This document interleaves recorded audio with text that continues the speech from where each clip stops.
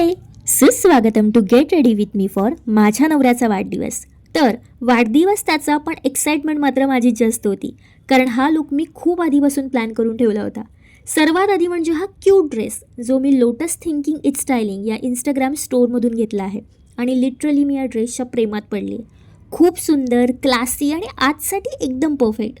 स्टाईलमध्ये जरा सिम्पल लुकच ठरवला आहे, कारण वाढदिवस त्याचा आहे, माझा नाही. Bye the way, bracelet simple पण क्यूट, लिपस्टिक कारण ती नसेल तर लुक पूर्ण होणार नाही, आणि तिसरं म्हणजे परफ्यूम, कारण मूड आणि लुक दोन्ही फ्रेश आणि ऑन पॉईंट.